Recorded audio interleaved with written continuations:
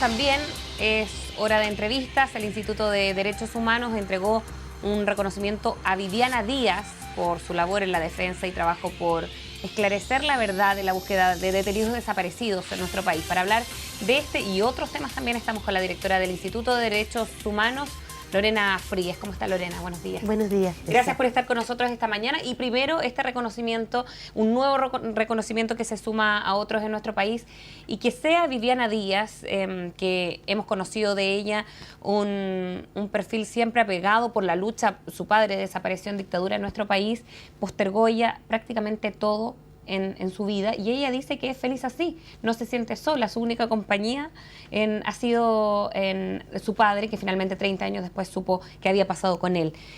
Hablar de este reconocimiento, ¿por qué no se hizo antes y con un personaje como Viviana Díaz? A lo mejor otros podrían haberlo llevado antes, ¿o no? Yo creo que Viviana Díaz tiene ya un reconocimiento dentro del mundo de la sociedad civil y los defensores de derechos humanos que data de mucho tiempo, pero no había el canal institucional y quizás tampoco la madurez cívica en el país para reconocer que un defensor o una defensora de derechos humanos lo es, independientemente de las ideas que pueda tener, digamos, respecto de cómo debe funcionar o cómo debe ser una sociedad. En este caso, que lo haga el Estado a través del Instituto Nacional de Derechos Humanos, también es una forma de decirle a los defensores y defensoras de derechos humanos que tienen una contribución muy importante que dar a la democracia, y que en muchos casos ha sido por ellos y por ellas que hemos logrado avanzar en el reconocimiento y protección de derechos. ¿Tiene un especial significado que haya sido entregado en el gobierno del presidente Piñera, de centro derecha? También hablar un poco de aquello y de la estructura del premio, de cada cuánto se va a escoger, quiénes van a decidir, etcétera. Yo creo que el significado que tiene es básicamente que en cualquier gobierno el Estado debe ser capaz de reconocer a quienes han contribuido con la defensa de los derechos humanos que están a la base de cualquier sistema democrático. Ayer estuvieron presentes autoridades, estuvo el mundo de la sociedad civil, el ministro de Justicia, estuvo Rivera, y la subsecretaria de Justicia, que son las contrapartes del Instituto de Derechos Humanos, y por lo tanto creemos que fue un acto del que salimos todos y todas muy contentos, y sigo ahí con la pregunta, y también el Consejo del Instituto, que es el jurado quien asuma esto, contentos porque teníamos la convicción, dado los antecedentes, de que Viviana era la persona que debía encarnar este premio ahora, y por otro lado porque el respaldo y la transversalidad que tuvo Viviana y que se vio ayer en el acto también hizo sentir que habíamos hecho la elección correcta. Ahora, ¿cuáles son los requisitos para recibir este premio que se va a entregar casi en 2 años, ¿no? Cada 2 años? ¿Qué reconocimiento? Porque uno de derechos humanos normalmente lo relaciona a lo mejor con la causa de Viviana Díaz, precisamente. Bueno, yo quise ser clara ayer justamente en el discurso, en las palabras que di en el acto, señalando que estamos hablando del marco amplio de los derechos humanos, y que así como tenemos que reconocer los defensores que desde el pasado, ¿no es cierto?, han venido defendiendo y promoviendo las causas de verdad, justicia y reparación, también concursaron otras 12 personas que se destacaban en distintos ámbitos en la labor de defensa y protección de los ámbitos, derechos. por ejemplo, sería muy interesante, Para no quedarnos solamente concentrados en el tema de la dictadura? Por ejemplo, el padre Aldunate, en los temas que tienen que ver con la marginalidad, ¿no es cierto?, de la pobreza, de los oprimidos, pero también en los temas que tienen que ver de denuncia de tortura. Andrés Rivera, por ejemplo, que encabeza una organización de personas transexuales y que están, ¿no es cierto?, por la defensa y la promoción de la ley antidiscriminación. Paz Rojas, que también es un ícono dentro de los defensores de derechos humanos y que fue clave, por ejemplo, en la creación del CODEPU, pero también en el apoyo a las víctimas de tortura durante la dictadura. En fin, hay de distinto rango, y lo que queremos justamente es mostrar que Chile, casi te diría desde los inicios del Estado chileno, siempre ha habido defensores de derechos humanos. Lorena, me quería quedar con el tema de los derechos humanos de las minorías sexuales, para entrar en el tema de Daniel Zamudio, que ha puesto en la agenda pública la necesidad de una ley antidiscriminación. Todavía hay algunos sectores de la sociedad que creen que una ley no es necesaria, que ya la legislación vigente es suficientemente protectora de los derechos de las personas. Otros creemos, en cambio, que es absolutamente necesario. ¿Cuál es la mirada que tú haces respecto a la discusión en el país desde el instituto? Yo creo que hay una inmensa mayoría que cree que hay que avanzar en la ley de antidiscriminación porque se requiere un marco legal que modifique el status quo. Y el status quo es que, a pesar de que se dice que en Chile todos somos iguales, en la práctica no todos somos iguales.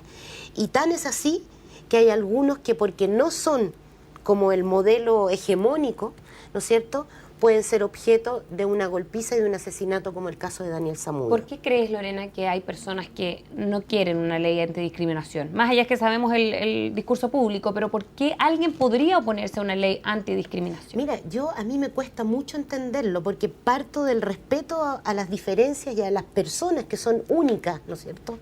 Y creo que es temor. Es temor a lo desconocido, es temor al otro, es la negación de la humanidad del otro, y por lo tanto son personas que creen que hay un orden de cosas que no se puede mover porque eso podría significar el caos. Anda tú a saber qué entienden por caos, pero claramente se les desordena en alguna parte su mirada del mundo. Desde el punto de vista del trabajo que se realiza en derechos humanos, uno podría decir, bueno, Chile viene de un oscuro pasado, donde hay cierto consenso respecto del valor de la vida en el marco de lo que vimos durante la dictadura.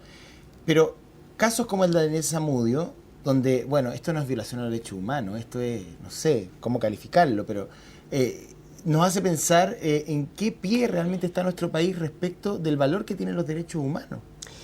Es una súper buena pregunta, porque yo creo que efectivamente la dictadura bajó el umbral ético que tuvimos en este país, al punto de que ha costado mucho remontar eso. Y si bien hoy día tenemos al valor de la vida, estamos todos contra la tortura, hay áreas que son más grises todavía, como por ejemplo los temas de no discriminación. Y por lo tanto hay que hacer un esfuerzo mayor para volver a establecer un umbral que hoy día le corresponde a Chile, que es un umbral de una comunidad civilizada, ¿no es cierto?, en vías de desarrollo, y que por lo tanto debiera ya contar con una ley marco como la de antidiscriminación que permita promover políticas públicas, pero también acciones afirmativas. Es un tema no debatido en este país. ¿Tú crees que la misma pregunta le hacía un obispo al obispo de la Iglesia Pentecostal que nos vino a ver hace un ratito atrás? Si las minorías sexuales hoy día en Chile, ¿tú crees que necesitan algún cuerpo jurídico de protección o no? Absolutamente. Y creo que hay distintos sectores que necesitan un cuerpo jurídico de protección, también los migrantes y las migrantes. Tenemos un decreto del año 75 que está regulando la situación de las personas migrantes. Hoy día el gran problema de Chile es cómo lidia, ¿no es cierto?, con una concepción de igualdad que finalmente es la igualación a, más que el respeto a las diferencias y en base de eso la construcción de una noción de igualdad. ¿Cambia el hecho o la muerte de Daniel Zamudio en el concepto de derechos humanos? No lo cambia en el sentido de que se requiere un marco legal que proteja frente a la discriminación. La afectación al principio de igualdad y la no discriminación en su expresión más violenta, que es la muerte, ¿no es cierto?, la verdad es que es de suyo una violación a los derechos humanos, y lo que le corresponde al Estado, porque finalmente el Estado garantiza y respeta los derechos humanos, es proveer de un marco jurídico que proteja frente a la discriminación y dar las herramientas legales que permitan, en caso de que se viole ese principio, ¿no es cierto?, resolver eso adecuadamente. Es que sabes también, porque te lo pregunto, Lorena, porque cuando ocurre esto, Daniel, entonces uno dice, y han salido a la luz, hay muchos otros casos. Este fue más mediático por quizás la crueldad, ¿no? Fue más mediático, ya conmocionó de una manera profunda a la sociedad. Por eso yo digo, cambia algo, porque si antes estaba pasando, entonces ¿por qué tiene que cambiar Daniel Zamudio la realidad o la visión de derechos humanos si esto estaba pasando antes? porque las sociedades llegan a un momento en que se saturan de un tipo de situación y esa saturación tiene nombre de derechos humanos. Hay un punto que no es medible en que estas secuencia de violencia, Sandy Turra antes, ha habido también un chico que lo golpearon porque era judío, en fin, la violencia contra las mujeres, que es casi un cotidiano. Hay un punto en que la sociedad hace un clic y hay un salto cualitativo. Yo tengo la impresión de que podemos estar ante ese salto cualitativo, lo que no invalida que el reconocimiento que hay que hacer de todas las víctimas que ha habido por odio respecto de su condición, orientación o identidad de género o de sexo. Lorena, te quería llevar al tema de Aysén, para entrar también en esa materia. Tú estuviste en la 11ª región del país, ya vemos que hay acercamientos y trabajo en mesas sectoriales. ¿En qué quedó eso? ¿En qué quedó todo el análisis que se hizo respecto del exceso policial, de la reacción del gobierno, de la participación de infiltrados en las movilizaciones en ese punto, el exceso de violencia también de parte de quienes estaban en las calles en ese momento en Coyhaique, en Aysén, etcétera?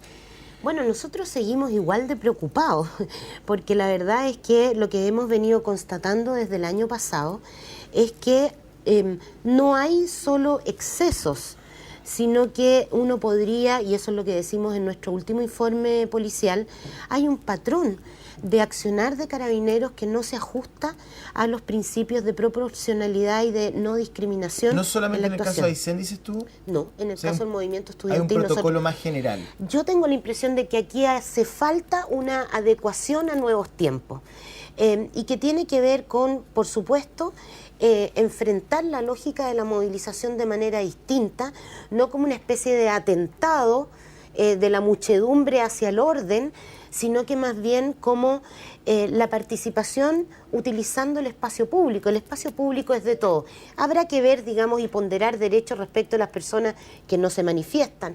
Y habrá que sancionar a las personas que cometen delitos en el contexto de movilizaciones, pero a mí me parece que Carabineros requiere un cambio en su discurso, en su mirada y en sus protocolos. Y esa responsabilidad... Termina tu idea. Si esa responsabilidad de revisión protocolar le compete ¿a quién? ¿Al director general? ¿A Interior? Yo creo ¿al presidente de la República? ¿A quién? Yo creo que efectivamente este es un tema para el Ministerio del Interior. De hecho, yo lo hablé el viernes pasado con el ministro del Interior y mostró apertura a mirar esto, porque yo creo que hay una constatación, y es que en el caso de Aysén, la presencia de las fuerzas especiales generaba conflicto.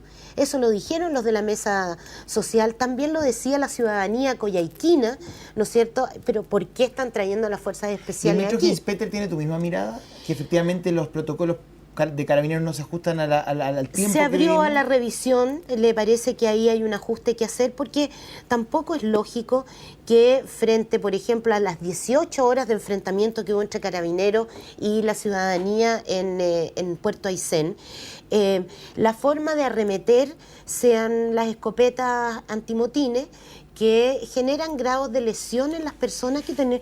Actualmente hay 5 personas que o tuvieron trauma o perdieron el ojo. Sí. No puede ser en un contexto de que todos califican además de legitimidad respecto de las reivindicaciones. ¿Y qué se aprendió o qué se sacó en limpio de las movilizaciones del año pasado, cuando hubo informes internacionales incluso respecto a los derechos humanos, movilizaciones, y cuando nos encontramos con un conflicto tan grave como el de Aysén, en que caemos en lo mismo? Lo primero que constatamos nosotros es que Carabineros no tenía una acción focalizada hacia quienes cometían delitos en el contexto de movilizaciones. Entonces, si había que lanzar, ¿no es cierto?, para disuadir bombas lacrimógenas, finalmente se lanzaban a la masa, donde habían niños, niñas, a veces ancianos, reclamando en ese momento por el derecho a educación. Lo mismo pasaba en el sur. Lo segundo que vimos es que en algunos casos las bombas lacrimógenas se lanzaban al interior de las casas, cuestión que está prohibida por los protocolos y cuestión que se vio en el caso de Aysén.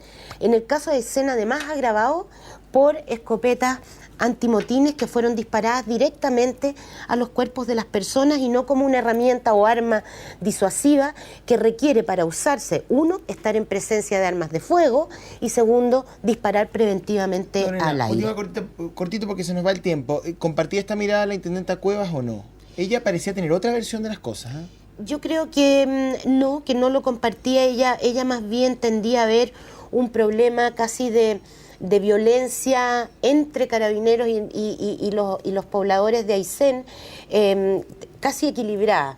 Yo creo que efectivamente hay carabineros lesionados, hay que lamentarlo, pero aquí hay una obligación que es la de carabineros cautelar el orden público con pleno respeto a los derechos humanos. Lorena, muchísimas gracias por haber estado con nosotros Muchas esta gracias, mañana. Lorena. Gracias a